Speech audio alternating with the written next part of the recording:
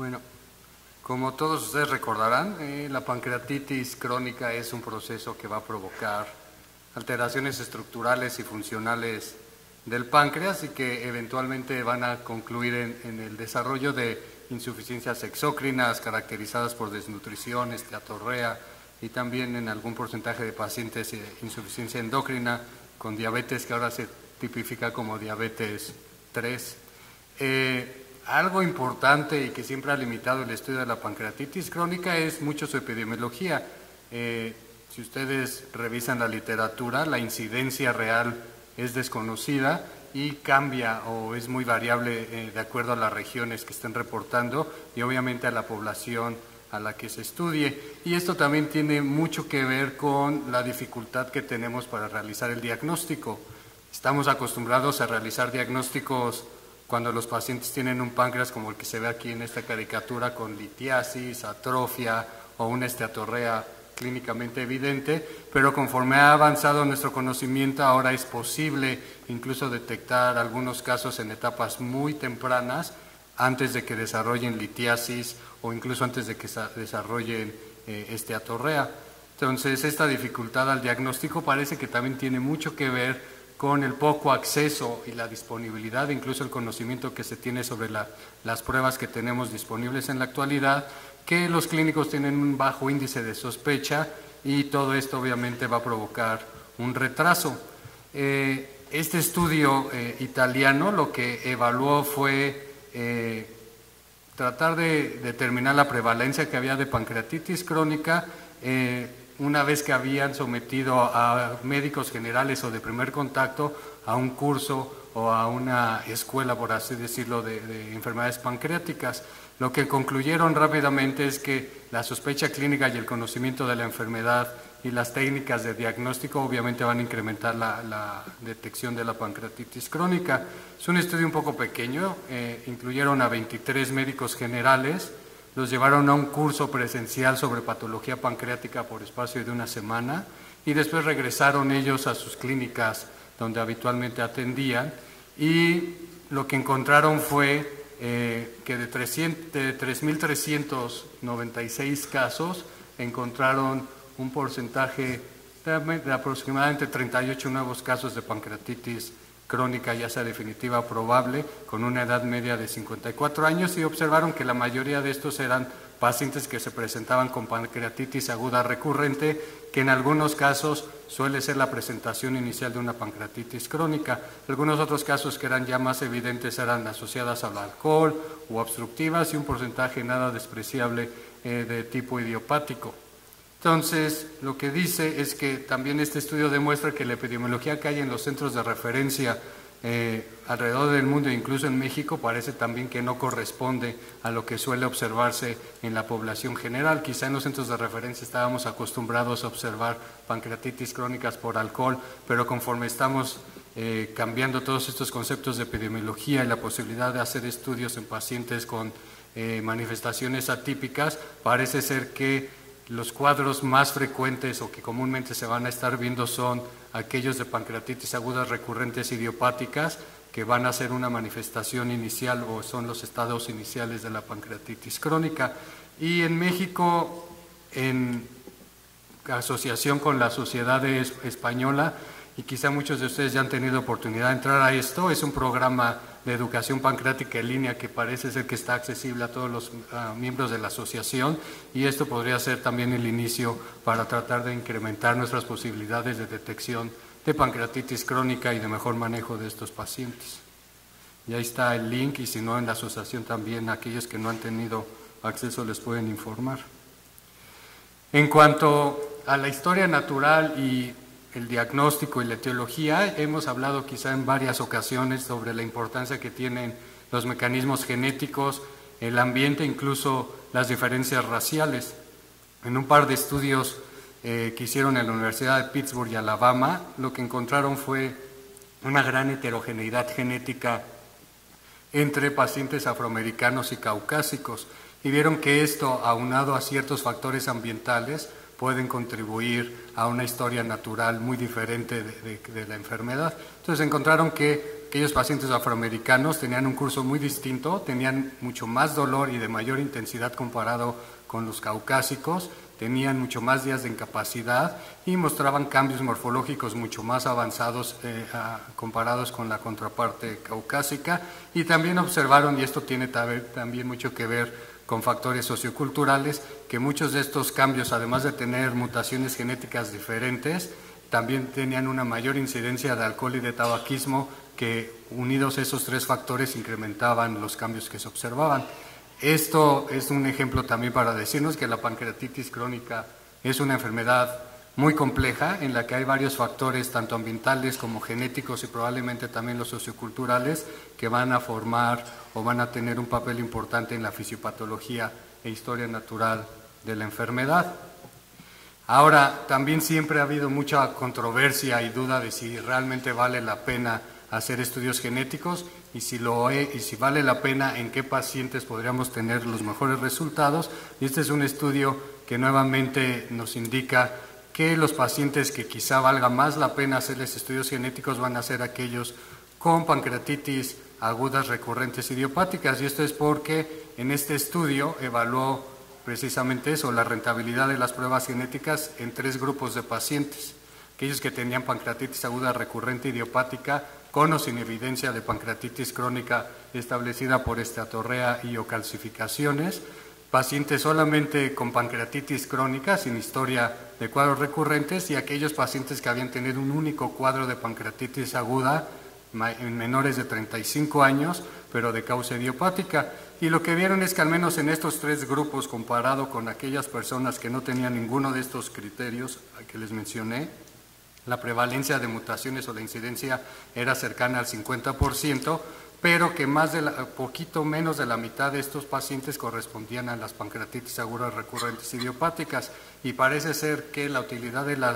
estudio genético incrementa cuando a este grupo de recurrentes idiopáticas les agregamos que ocurran en personas menores de 35 años.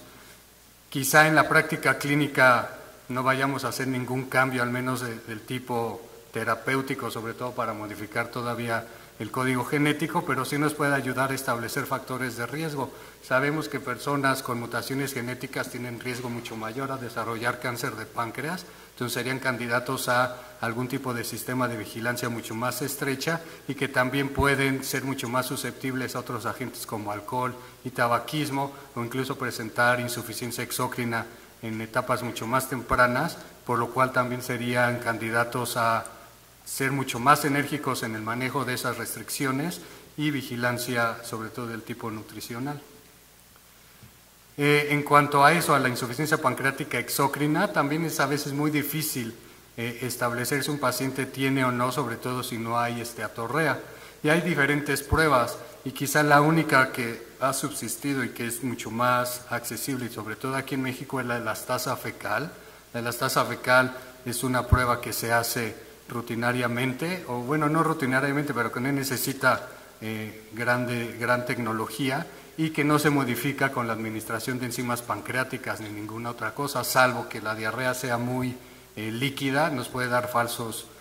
positivos. Pero bueno, en este metaanálisis, que incluyó 16 estudios para un total de 544 pacientes con insuficiencia pancreática exócrina, y que los compararon con 800 controles sanos, vieron que de esas insuficiencias pancreáticas, 53% correspondían a pancreatitis crónica y un 38% a pacientes con fibrosis quística, y compararon la precisión diagnóstica de la elastasa fecal contra un estándar de oro que es la grasa en heces de 72 horas,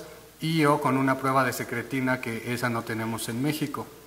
Y dependiendo de eso, pues categorizaron a los pacientes como insuficiencia pancreática leve, moderada o grave. Lo que observaron es que global, para distinguir entre insuficiencia o no insuficiencia, la elastasa fecal tiene sensibilidades y especificidades relativamente aceptables, pero cuando queremos buscar insuficiencias leves o moderadas, esta sensibilidad cae significativamente, no así en los graves. Entonces esto nos muestra que, aunque es una prueba que tenemos muy a la mano, hay que tener mucho cuidado a su interpretación. ¿Por qué? Porque si tenemos un paciente con pancreatitis aguda recurrente, que ya les mencioné que pudiera ser una etapa inicial de pancreatitis crónica, puede ser que tenga una elastasa fecal, entre comillas, normal, y como no es una insuficiencia grave, no lo vamos a poder detectar, y entonces ahí hay algunos otros estudios que nos pueden ayudar a evaluar esto, pero bueno, la elastasa fecal excluye a pacientes con función pancreática normal, pero hay que ser muy cautos a la hora de evaluar a algunos otros pacientes en específico.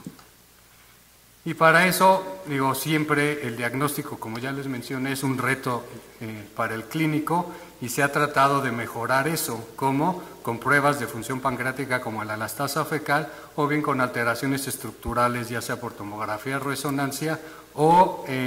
incluso ahora con el desarrollo del ultrasonido endoscópico, esto también nos ha podido ayudar a detectar pacientes en etapas más tempranas. Este es un estudio que se presentó el año pasado en la DDW y lo que concluyen los autores es que un abordaje multimodal en pacientes con sospecha de pancreatitis crónica facilita mucho el diagnóstico. Lo que hicieron ellos era hacer ultrasonidos endoscópicos, detectar criterios que sugirieran pancreatitis, les hicieron elastografía por ultrasonido y esos hallazgos los combinaron con una prueba de estimulación de secretina. De esta forma, ellos trataban de unir la función exócrina o la función de secreción del páncreas con las alteraciones estructurales y tratar de hacer un constructo, y vieron que era bastante útil combinar lo funcional con lo estructural. Siguiendo este mismo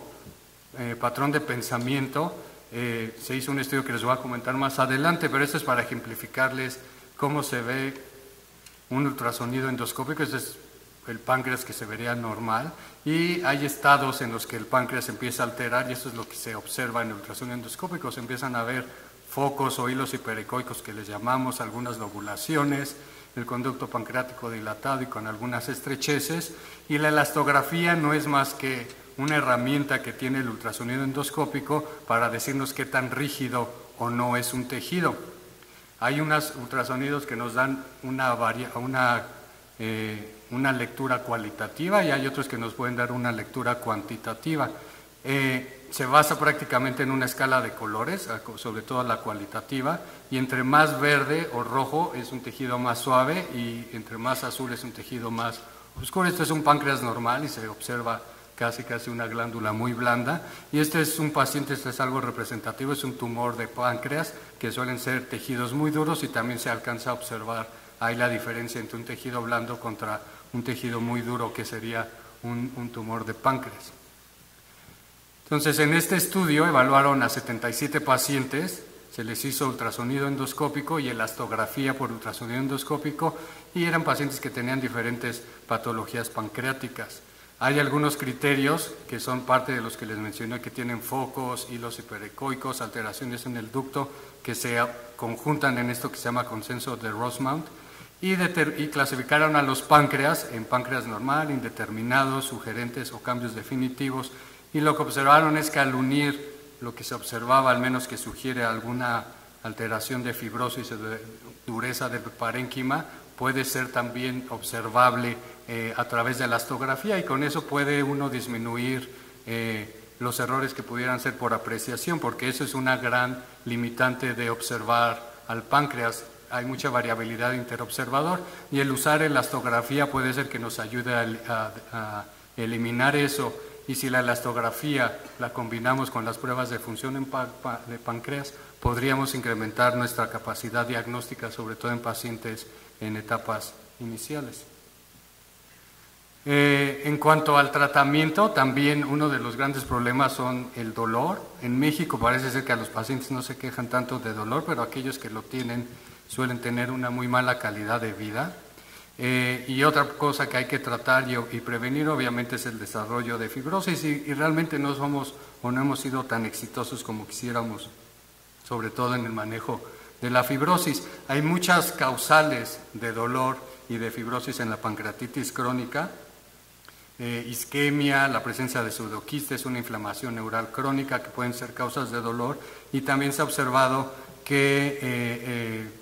todas las vías de óxido de reducción tienen un papel muy importante. Se ha evaluado el efecto de los antioxidantes sobre el dolor y ha habido resultados controversiales que parecen estar más relacionados con la selección de pacientes que con los efectos que se pueden alcanzar. Y en este ensayo clínico aleatorizado doble ciego comparó la administración de antioxidantes contra placebo en 107 pacientes con pancreatitis crónica. 50 y 50 fueron asignados a ambos brazos de la maniobra y la suplementación de antioxidantes contenía selenio, vitamina C, betacarotenos, vitamina E y metionina que han sido descritas en otros estudios. Para no abrumarlos con tantos números, lo que se observó, y esto no tienen una gran explicación los autores, es que aquellos que recibieron antioxidantes, incluso hubo una mejoría en la función exócrina, en cuanto a la presencia o desarrollo de dolores nuevos. El grupo con antioxidantes prácticamente no presentaron dolores o pacientes con dolor nuevo, comparado con los de placebo que se iban incrementando en número. La calidad de vida en los antioxidantes mejoró y todo eso lo comprobaron con que los niveles de estos antioxidantes incrementaban en plasma en aquellos que lo recibían comparados con placebo. Concluyen que pues sí, los antioxidantes incrementan sus niveles en plasma, parece ser que mejora la calidad de vida y sobre todo puede ser que evite el desarrollo de dolor en algunos pacientes. En cuanto al tratamiento de fibrosis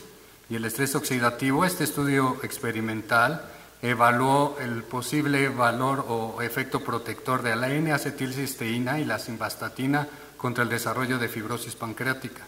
Entonces hicieron 5 grupos de ratones, unos control, otros sin tratamiento, otros les administraban simvastatina, otros les daban N-acetilcisteína y aquí se modificó por esa N-acetilcisteína con simvastatina.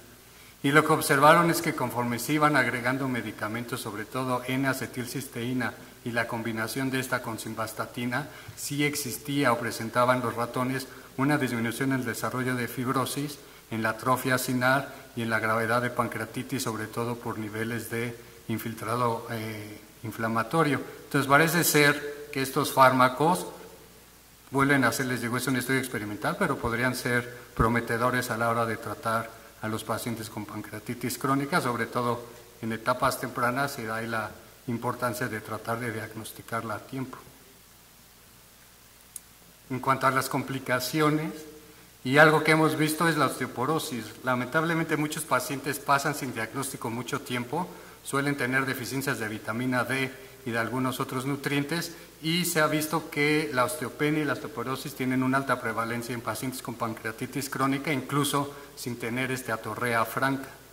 Y en este estudio lo que observaron es que sí hay mucha osteopatía en pacientes con pancreatitis crónica, pero parece ser, interesantemente, que no está relacionada con los niveles de vitamina D ni con la elastasa fecal. Es un estudio multicéntrico de 83 pacientes, poquito más de la mitad estaba asociada a alcohol, y observaron que sí, que la osteopenia y la osteoporosis eran mucho más frecuentes en el grupo con pancreatitis crónica, más de 3/4 de ellos, y que tenían también niveles bajos de elastasa fecal y de vitamina D. Lo que observaron es que el alcohol sí se asoció a estas deficiencias, pero a la hora de hacer las correlaciones con los score T o Z de la densitometría ósea, no había una correlación directa con la vitamina D o la elastasa fecal y el nivel de osteopatía. Entonces parece ser que sí, no hay una correlación, al menos evidente en este estudio, de insuficiencia con los niveles de vitamina D o la densitometría ósea, y esto sugiere que pueda haber otros mecanismos que todavía no descubrimos. Pero quizá también es para recordar que en pacientes que ustedes tengan ya con pancreatitis crónica, vale mucho la pena hacerles una densitometría y suplementarlos con vitamina D si es necesario. Y ya para concluir, pues sabemos que la sospecha clínica y conocimiento de la enfermedad y de las técnicas que tenemos de diagnóstico incrementarán o incrementan la detección de la misma, que la pancreatitis crónica es una enfermedad compleja en la que factores genéticos y ambientales afectan su curso clínico, que estas mutaciones se pueden asociar a una aparición temprana y pueden ser responsables de la progresión de pancreatitis aguda recurrente, esa pancreatitis crónica clásica, que el ultrasonido con elastografía combinado con la elastasa fecal pueden ser buenas herramientas para establecer diagnósticos tempranos, y que la suplementación con antioxidantes es prometedora y parece disminuir el número de pacientes que presentan dolor de nuevo, o incluso puede disminuir la fibrosis y el desarrollo de atrofia pancreática. Gracias.